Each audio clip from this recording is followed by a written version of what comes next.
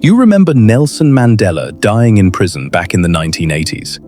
Maybe you can even picture the funeral on TV, the global mourning for a hero lost. But what if I told you none of that happened? In our reality, Nelson Mandela was released from prison, became president of South Africa, and died in 2013. So, what's going on? Is your memory playing tricks on you? Or is it a faint echo from a world you left behind? The glitch in our collective memory. That strange feeling where your memory of the past doesn't match history has a name: the Mandela effect. And it's not just about one man. Millions of people share these specific collective misrememberings. You might swear the children's books were called the Berenstain Bears, not the Berenstain Bears. Or you can perfectly hear Darth Vader say, "Luke, I am your father," a line that was never actually in the movie. For decades, we've just chalked these up to simple mistakes. But the sheer scale and uncanny specificity of these shared memories have people asking a question that pokes at the very fabric of reality. Are millions of us all misremembering the same details in the exact same way? Or is something far stranger at play? The official story: a bug in our brains. All right, before we jump down the rabbit hole, let's cover the scientific explanation. Mainstream psychology and neuroscience are pretty clear on this. Our memories are, well, they're faulty. Your brain isn't a video camera recording events perfectly. Memory is a reconstructive process.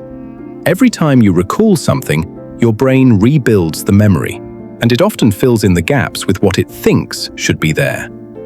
This process is called confabulation.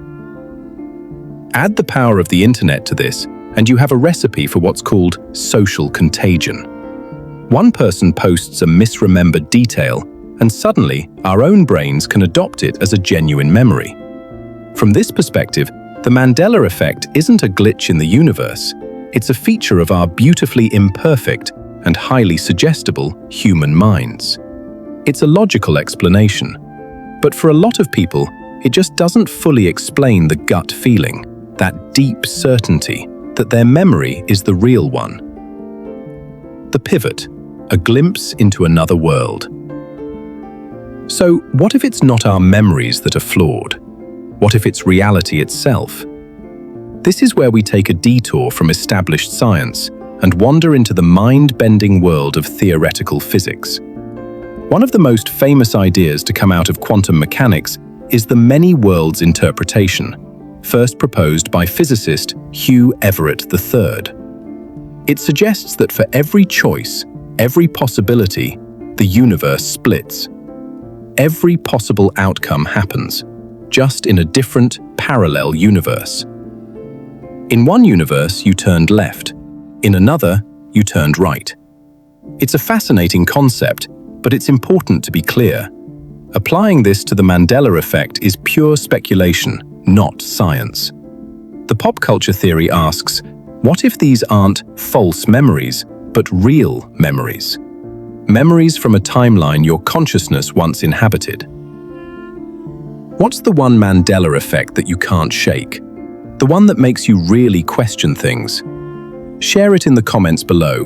We want to know what glitches you've noticed. Are we remembering a world we left behind? If we entertain this idea for a moment, how could memories even cross over? The scientific consensus is clear. If parallel universes exist, they are thought to be completely separate. There's no known bridge for information, let alone memories, to pass between them. But in the realm of pure speculation, some have proposed a vehicle for this transfer: consciousness itself.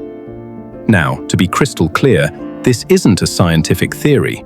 It's more of a philosophical thought experiment. The idea frames consciousness like a radio tuner, usually locked onto this reality.